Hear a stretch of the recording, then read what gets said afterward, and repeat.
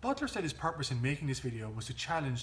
Hello, my name is Bhfuil Tú Dáiríre and I teach Irish history here at Drury University. Last October, a journalist named Owen Butler produced a video about the Irish language entitled Bhfuil Tú Dáiríre. Butler said his purpose in making this video was to challenge some of the myths surrounding the Irish language. Now, as a historian myself, I always appreciate any effort to promote fact in the place of falsehood. The problem, however, was that Butler's video seemed to be particularly selective in the myths that it wished to challenge. And in particular, Owen seemed to accept as true a number of the questionable claims that have traditionally been put forward by the anti-Irish language lobby. The purpose of this video then is to look a little closer at some of those claims. In a journal article that Butler published to accompany the launch of this video, he declared that his purpose in making the video was to start, and I quote, "a conversation about the Irish language that is rational, unswayed by emotion, dogma, or any political agenda." And who wouldn't agree that that's a good idea? However, on that same day, when he tweeted out a link to the article, he stated, and I quote, "I made a short video about the insanity of the Irish language policy in this state." Now maybe it's just me, but if I told someone I wanted to have a rational conversation with them, my opening line wouldn't be, "I think your ideas are insane." One of the complaints that is traditionally made about the Irish language is its use on public road signs. In his trip through Connemara, Owen found a sign that he found particularly egregious. Let's see what he had to say about it. I couldn't leave the Gaeltacht without pointing out this. It's a sign warning motorists that there's children crossing up ahead. Now, I spoke to one local, and I spoke to him in Irish. I asked him why there isn't an English translation of this sign. He became very defensive and even irate, and he said that Irish is the language spoken by local people out here. I pointed out that, local people already know there's a school up ahead. It's the German and the French and the English tourists heading out to Clifton that need to be warned. I understand this is an emotional issue, but things like this seems almost criminally stupid to me. So in his effort to have a rational conversation unswayed by emotion, Owen reached for the most cliched, emotionally laden point anyone can ever make in a debate. What we in academia like to call the Helen Lovejoy. Won't somebody please think of the children? So as I watched that clip, I thought, hang on a second, isn't that a problem in every country in the world? It's possible for tourists or immigrants to be driving on a road despite the fact they don't speak the local language. Wouldn't it be great if we had some kind of, international set of road symbols that everyone could understand, regardless of what language they spoke? That actually already exists. Take a look at this sign.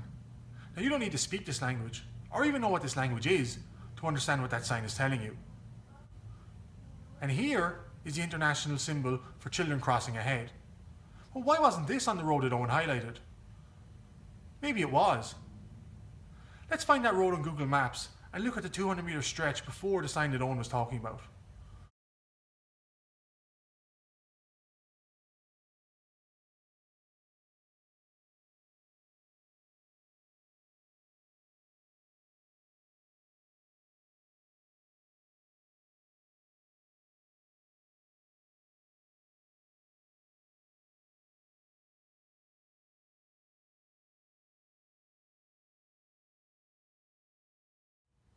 Okay, so we can see there was not one, but two signs warning people, regardless of what language they spoke, that there was a children crossing point up ahead. It seems that when Owen's calling for a conversation without any kind of agenda, he might not be living up to his end of the bargain.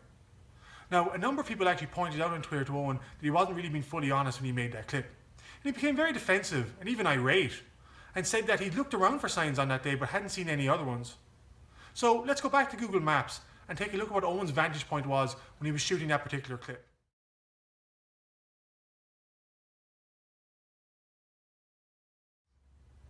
Anyone could have missed that, couldn't they? But let's assume for a second that Owen was actually telling the truth and he didn't see those other signs. Doesn't that undermine the entire point he's trying to make?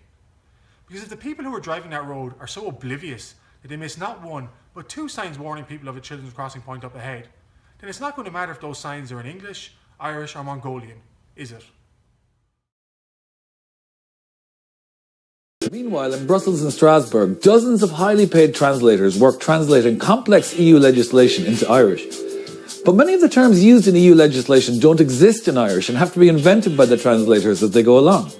So these translators, paid out of the public purse, are inventing new words in a language virtually no one speaks to insert into official documents no one will ever read. And these documents then become law. Yes, words are invented in the Irish language. But it's not as crazy as it might initially sound. Every major language in the world, with the exception of English, has a language academy, and part of its job is to take new concepts and ideas and to invent words for them in their respective languages. For example, the French Language Academy had to invent a French word for email. And while it's true that no one is reading those documents in Irish, that also applies to most of the documents written in most of the European Union's 27 official languages. And even if someone wanted to read them, they're often so full of technical terms and jargon that they're all but incomprehensible to anyone but a trained bureaucrat. And who are these translators? These well-paid jobs appear effectively to be divvied up amongst a very small and interconnected community of Gaeilgeoir families. These are the same people who write furious letters to the editor whenever the wisdom of our Irish language policy is questioned, without mentioning that they themselves are the net beneficiaries of those policies. Now, I don't question the sincerity of these people's love for the Irish language. I'm simply pointing out that they have a massive undeclared financial as well as ideological vested interest in maintaining the status quo. Oh, the feckin' Gaeilgeoirs, they've it all tied up, Ted. My biggest objection to what Owen is saying here is implying that anyone who defends the state's Irish language policy is doing so to protect their financial interests. And that simply isn't true. There are thousands of people like myself who pen letters to newspaper editors, write articles, and engage in online debate, not because we're trying to stuff our pockets full of money, but because we believe passionately that the Irish language is a central part to our own identity. And furthermore, that there is a negative and false campaign emanating from certain quarters of the Irish media that needs to be challenged at every turn. Curb Agus Anam, a very fine TG Ceathair cop drama set in a major city where Irish is the lingua franca. A city that doesn't exist. This kind of make-believe pervades Irish language policy at every level. Well, I suppose Disney might as well not bother now with the new Star Wars movie. Can someone call James Cameron and tell him to cancel Avatar 2? Because it seems you're not allowed to make movies or TV shows about places that don't actually exist. One of the reasons I included this clip was just to show you the pettiness of some of the arguments that are made against the Irish language. But there is actually an important point as well. Yes, Owen Butler is totally correct in saying that this drama show is set in a fictional setting. But it's worth bearing in mind that Irish was the dominant language in this island for centuries, if not millennia. Major Irish historical figures like Brian Boru, Gráinne Mhaol, Hugh O'Neill lived their lives through the Irish language. But we're not just talking about Ireland's ancient past either. Last week, at the end of December 2016, Sarah Clancy, Ireland's oldest woman, died aged 108. But when her grandfather was born, Irish was still a language spoken by the majority of people on this island. And yet, to my knowledge, no movie or TV show has ever been made that reflects the reality of this Irish-speaking island. The fact that every historical movie or TV show made about Ireland is made in English, about English speakers, reinforces the idea in the popular imagination of Ireland as an entirely English-speaking nation, now and always. Given that, I think we can get over TG Ceathair using some fictional settings for its drama shows.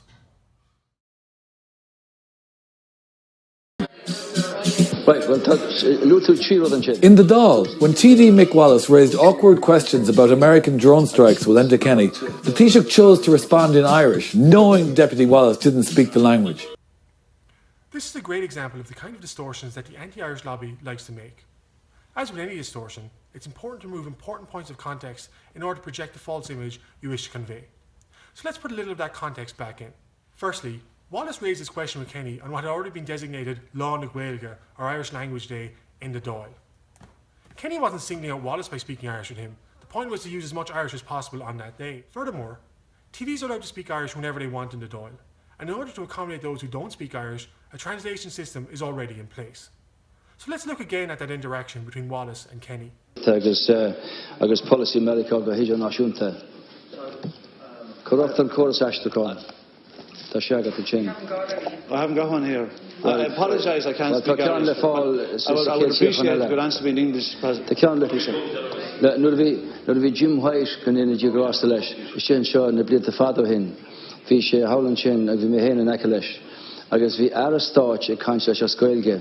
Agus dúirt Jim gur rud gur más le sin ar a chuid creidirh. Agus curwisteach na chorus ashtakon in the sin. So put on your translation system. This is our national language, and this is Lá na Gaeilge, Jilin Shidlum. So put it on there. Put it there. Sorry, please. Hold on.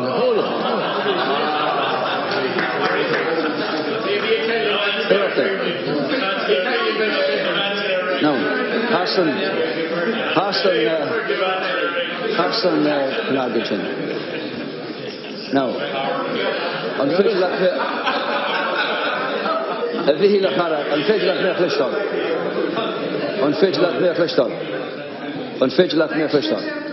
Tá an Ashton Connor shoe. Right, well, Lutu Chiro than Chin. Kursi Kinadena, Kursi Alanta Vilata, Agus Kursi Politiokta America Gahijanashunta. Can you hear me? The Dinikij Agastracon tapped a bit of its large Australia. Is it switched on?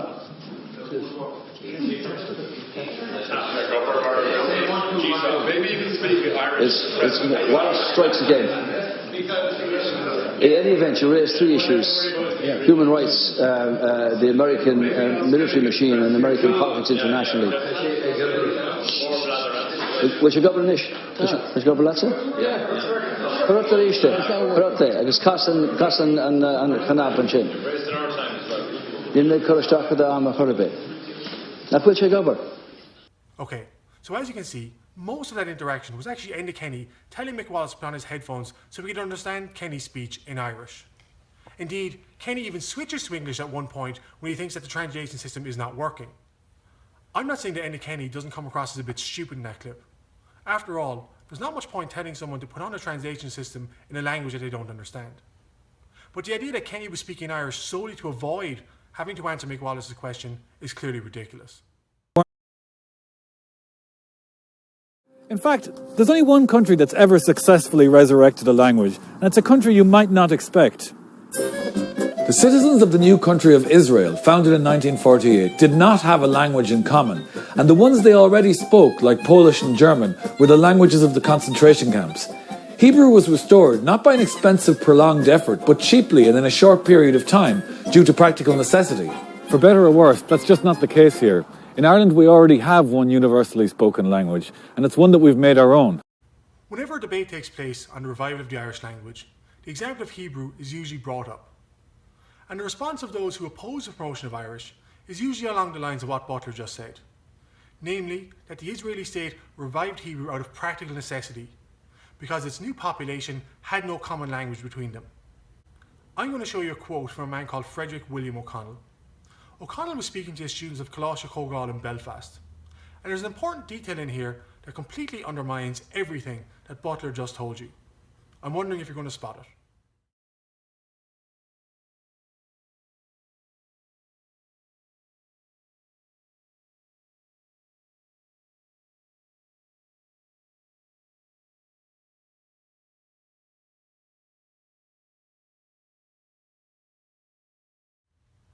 Did you spot it?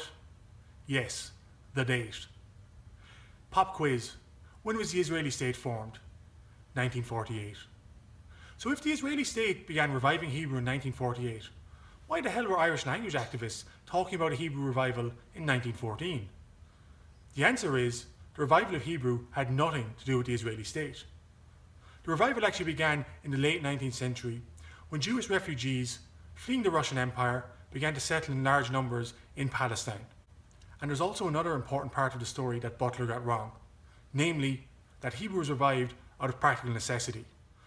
Although those settlers came from different parts of the Russian Empire, the vast majority of them already had a common language, and that was Yiddish. But for various ideological reasons, and flying entirely in the face of practical necessity, these settlers began to learn and speak Hebrew, which was a completely separate language from Yiddish. But it is fascinating to me that this entirely false version of the Hebrew language revival has gained widespread acceptance in Ireland. Butler didn't invent that story he told you. He was simply parroting what is always said whenever the example of Hebrew is brought up. And it just goes to show you that those who oppose the Irish language revival, who always claim to have fact and rationality on their side, are not above falsifying evidence in order to make their own ideologically driven arguments. Every year in this country, over 150 public bodies spend tens of millions of euros hiring private companies to translate everything from fishing regulations to flood planning contingency documents into Irish, despite zero public demand. But tens of millions is kind of vague, isn't it? I mean, are we talking about 20 million? 99 million? On the video, it looked like Butler was doing research on a computer that had all these translation figures before him. Why didn't he simply add those up and tell us the cost? The answer is that he is bluffing. In response to criticism of his video, Butler said he is now using Freedom of Information requests to piece together what exactly the cost of translation is to the Irish state. Which sounds like a polite way of saying, well, I pulled that figure entirely out of my arse, and now I'm hoping to find evidence to back it up. A couple of other things. 1. Not every government document is translated into Irish. 2. Just because a document appears in Irish does not mean it costs the Irish state anything extra to translate it. Many government offices already have Irish speakers working within them, who can often do the translation themselves. And 3, we have Google Translate. In 2014, it emerged that the Department of Arts, Heritage and the Gaeltacht had used Google Translate to translate its commemorative website on 1916 into Irish. But if there's tens of millions of euros floating around the government specifically set aside for translation, why would anyone ever bother with Google Translate? To be fair to Butler, trying to find an exact figure for how much the Irish state spends on translations every year is not easy. I'm not going to be able to give you an indisputable figure here today, but I will be able to show you some estimates that suggest that the claim of tens of millions is wildly exaggerated. Let's take a look at some figures. Here is how much the Department of Justice and the Department of Foreign Affairs spent on translating documents into Irish between 2011 and 2013. As you can see, there's a lot of variety from year to year and from department to department. A low of 12,000 on the one hand and a high of over 123,000 on the other. It should be noted that the Minister for Foreign Affairs in 2013, Eamon Gilmore, pointed out that the translation costs for his department that year were exceptionally high due to a number of one-off translation costs. So what can we do with these figures? Well, there are 16 government departments. If we take the average cost of translation for the Department of Justice over this 3-year period, we get a figure of just about 25,000 euros. If we multiply that 25,000 by 16, i.e. representing all government departments, we get an estimate that the Irish government spends about 400,000 euros every year on translation costs. Let's use a different figure. Let's take that figure for the Department of Foreign Affairs in 2013 and assume that is the average translation cost for every government department. So 123,000 by 16 gives us about 1.9 million. Still, a long way short of the claim of tens of millions. But wait a minute, you might say. Butler noted that there's actually 150 public bodies that have a responsibility to provide translations of documents into Irish. So how much does that cost us? Well, the simple answer is it's actually incredibly difficult to get accurate information for the individual cost of translations for these public bodies. I do, however, have the cost of translation for the An Gardaí Síochána between 2013 and 2015. So let's take a look at those. This information was provided when someone submitted a Freedom of Information request for how much the Gardaí spent on translating documents into Irish. And at first glance, it might look like compelling evidence that Owen Butler was right, because here we have one single public body spending about 1.5 million euros a year on translations. But there's actually an enormous catch. In the response to this Freedom of Information request, the Gardaí said they simply didn't keep the cost of translations into individual languages. So actually what we have here is the cost of all the translation services in all the different languages used in Ireland by the Gardaí. It's actually fair to assume that only a small percentage of these figures are spent on translations into Irish. And for points of comparison, it's worth noting that the London Metropolitan Police spend over £7 million sterling every year on translations, and clearly they're not translating stuff into Irish. So we're still left trying to figure out how much is spent on translations by these public bodies. Well, let's go back to our average figure from the Department of Justice, about 25,000 euros. Let's simply multiply it by 150 to represent every public body. We get about 3.8 million. Let's add that other 400,000 we estimate that the Irish government itself spends on translation. And our final estimated cost is 4.3 million euros a year. A couple of points about this figure. Firstly, just to re-emphasise, it's just an estimate. However, I actually feel that this estimate is somewhat on the high side. I personally doubt whether each public body is spending the same amount of money translating documents into Irish as the Department of Justice. Secondly, I'm aware that a lot of people might feel that spending 4.3 million euros on translating documents into Irish is an awful waste of money. And that's fair enough if that's your viewpoint. But I think what this estimate shows is that the claim that tens of millions of euros are being spent every year on translations is actually a wild exaggeration. According to Dr. Ed Walsh of the University of Limerick, the government currently spends about €1.2 billion per annum supporting the language through education, the media, various quangos and government bureaucracy. Now, Butler actually misspoke here. The man responsible for that figure of €1.2 billion is Dr. Edward Walsh. Walsh said that this cost of €1.2 billion specifically referred to the cost of teaching Irish in our school system. It's worth bearing in mind that in 2015, the Irish state spent €55 billion in total. So to say that we spend 2% of our national income teaching one single subject within our education system seems suspiciously high. I did reach out to Ed Walsh and asked him how this figure was calculated. In response, Walsh said, and I quote, "The bulk of the €1.2 billion arises from prorating the proportion of the school week dedicated to teaching Irish in the school against the total budget for the education system." Now, if you ask people to figure out how much the Irish state spends on teaching Irish, they would first try and figure out how much of the school week is dedicated to Irish. They would then try and find the cost of teacher salaries in total, and using those two numbers they could come up with an estimate of how much we spend teaching Irish. The problem with this approach is that it can be easily used to make all kinds of misleading claims.